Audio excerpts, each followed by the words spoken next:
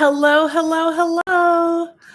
I am so excited to talk to you today because today is my 6-month surgiversary from gastric bypass surgery. And I am just so happy with my results. So it was July 29th, 2020 that I had my surgery. And my highest weight was 237 point something. And this morning, I woke up and I weighed 142 pounds. So if I don't lose another pound, I'm happy. I have lost a total of 95 pounds. And so first I want to talk about why did I do this? Why did I have gastric bypass surgery?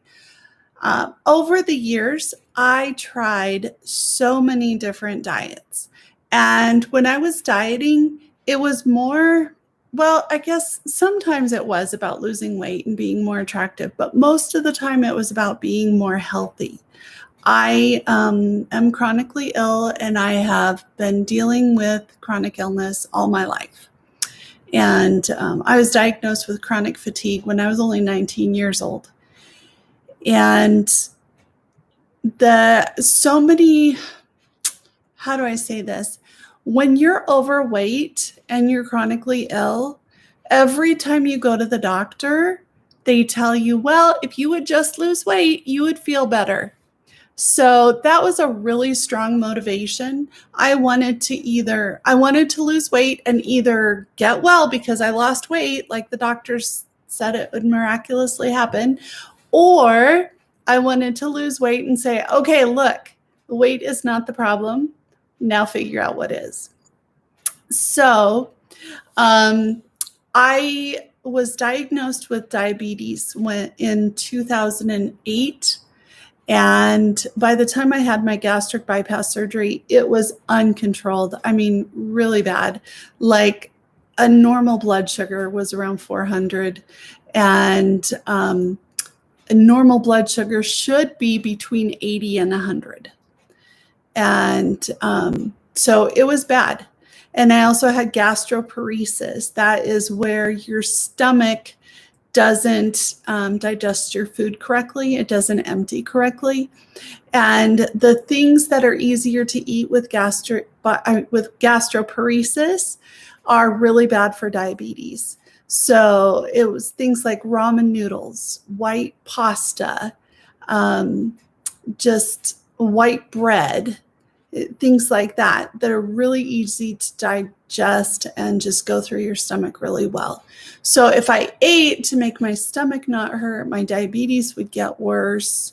And if I ate to make my diabetes better, then my stomach hurt really bad and I'd get really bloated. I have a whole list of health issues, but one of the amazing things about this surgery is that I no longer have high blood pressure.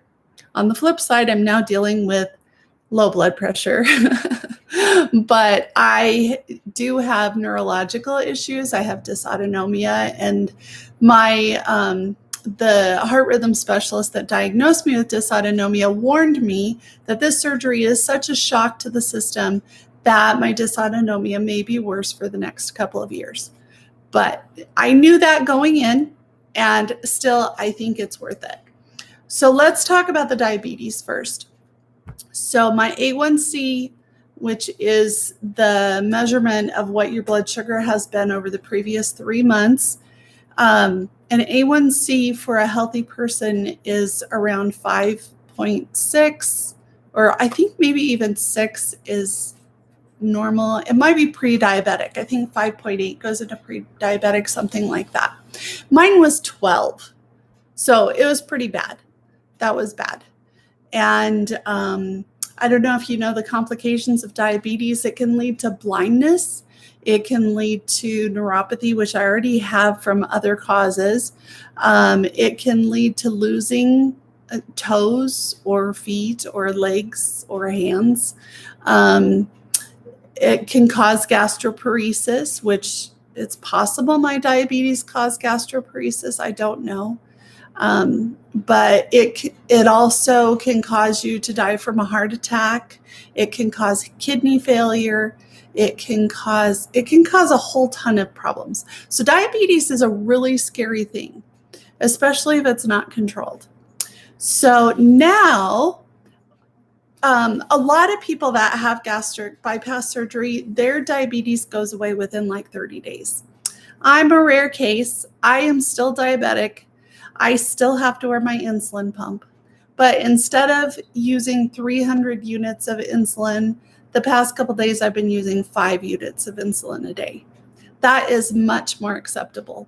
I would love to get rid of my insulin pump. In fact, I did take it off for a few weeks to see how I would do. My husband kept telling me, you need to tell your endocrinologist. And I was like, I don't want to. But I finally did. And they're like, either you put that insulin pump back on or we're going to prescribe a different medication. And I didn't want to do that because I've had some bad reactions to diabetes medication. So I'm like, insulin pump works for me. I'm putting it back on.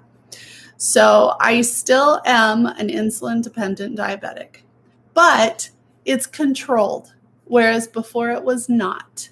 And I'm a much healthier diabetic than I was before. So now let's talk about the gastroparesis. With gastroparesis, mine was bad enough that I could not eat a salad. I could not eat raw vegetables. If I did, they just felt like a rock in my stomach and I was miserable.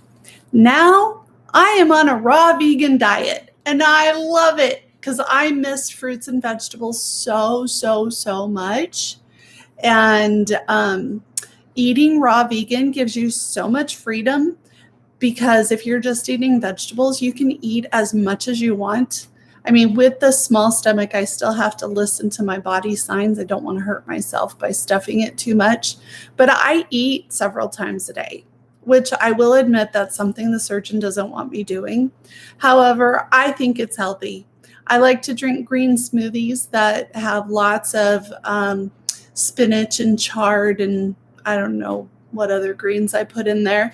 I put in flax seeds and I put in pineapple, banana, and mango.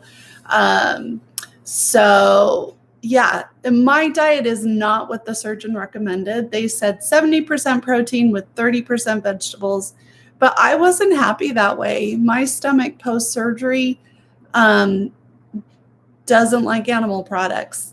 Every time I tried eating an egg, it hurt my stomach. Chicken hurt my stomach. I was not enjoying meat. Cheese, I got to the point where cheese hurt my stomach. Fortunately, in the very beginning, cheese was not hurting. I was basically living on cheese in the beginning. But I was also so constipated. It was like I wanted to cry every time I had to have a bowel movement. With the vegetables, I don't have that problem. I have happy poops. They just come on out and it makes me happy. So I love vegetables. I am so excited about vegetables. We'll see if I change my mind in the future, but for now, that's what I want to do. So, yeah, I have totally forgotten what I did tell you and what I haven't told you. Oh, that's crazy. So my highest weight was 237 pounds. I did tell you that. And today I was 142, so I've lost a total of 95 pounds. And I feel fabulous. There's a part of me that wants to lose another 5 pounds just so I could say, I lost 100 pounds. But my body feels like it's where it wants to be. So I'm just going to keep eating my vegetables and let my body enjoy not dieting and not stressing about losing weight. I'm still chronically ill. This was not a miracle. I have not cured sarcoidosis or dysautonomia. In fact, I have an appointment in March to go and get tested for Sjogren's. So let's talk about the challenges associated with this. Water. So I was already chronically dehydrated before, and I did not anticipate that after the surgery, water was going to get harder to drink for me. I don't know how to explain that. I just know that it's a fact. And I need to drink a gallon of water every day, especially with all the vegetables that I'm eating, because you need the water to wash the vegetables through your body. And even on the diet that the surgeon recommended, they want you drinking at least 64 ounces of water a day. So yeah, water is so important. I just have to drink lots and lots and lots of water. And that has been challenging. Let's see, what else has been a challenge? My butt. I don't have one. So my tailbone, I don't really have much muscle either because I've led a very sedentary life the past 10 years. And so my tailbone hurts. Even laying in my bed, my tailbone hurts. So yeah, if you're not blessed with a big, beautiful butt, that is something to think about before you lose 95 pounds. I am trying to build up some muscle back there with exercise. I do have an appointment with my primary doctor this coming Wednesday to talk to her about what can I do. I don't really want surgery. I do have saggy skin on my butt. I have saggy skin on my inner thighs. So I have these big fat clumps on my inner thighs that I used to just grab them and be like, oh, this is so gross. Those have turned into saggy skin, and I have saggy skin on my belly. But at this moment, recovering from surgery was not a piece of cake. And I've had lots of surgeries in my life. I want to say like 12 maybe. And I'm not looking forward to any more surgeries. So I'm hoping to solve my tailbone problem without surgery. But in the meantime, I carry a pillow everywhere I go. When I drive in my car or when I'm riding in the car, I sit on pillow. When I go anywhere, I take a pillow with me to sit in chairs. I don't care if I look weird. I just turned 50, so whatever. I'm rocking it. I'm carrying my pillow around. And yeah, because that tailbone hurts. What are some other challenges? Okay, so no matter what you eat, getting over full hurts. And so I think that's part of what I like about vegetables, because they digest quickly. And so even if you do overeat a little bit, the discomfort is short-lived. Whereas if I eat a handful of nuts, if I am unconsciously eating and I put too many almonds in my mouth, then my stomach starts to hurt. And the almonds take longer to pass through your stomach than the regular vegetables do. But yeah, that's all the disadvantages I can think of right now. I feel better.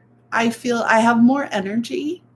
And that's really good because I've had to take care of my husband recently. He had a surgery a couple of weeks ago, whereas before he was the caretaker. Right now I'm the caretaker, and it's exhausting, but hey, I have the energy to do it. So that is exciting. Even sometimes I'm brave enough to go out without my walker, and that's pretty darn exciting. So I just wanted to give you guys an update. Oh, my reward. What is my reward? So they do not recommend ever having caffeine again after you have gastric bypass surgery. But they say that if you must have caffeine, to wait 6 months after surgery. Oh gosh, Roomba kicked in upstairs. Sorry, I hope that's not too loud.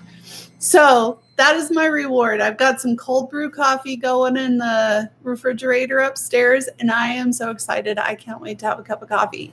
And I took all of my caffeinated teas upstairs, and I just love having a mug in my hand. It feels like a ritual to me. Anytime I have a mug of coffee or tea or something like that, it feels like a sacred experience. I don't care what I'm doing. And so I'm really excited to have my caffeine back, and that makes me happy. All right. Well, that's all for now. If you have any questions or comments, please go ahead and post them. Oh, and I wanted to let you guys know, this is a little bit unrelated, but I did start a Patreon account and I finally figured out what kind of content I'm going to put on it. I am going to do my spiritual woo-woo stuff. So first I'm going to do a series on spiritual gifts, and then I'll probably do one on tarot and entourage and go from there. So if you're interested, my Patreon is Positively Susie, and I would love to see you there. Thanks for watching, and I hope you all have a beautiful day. Bye-bye.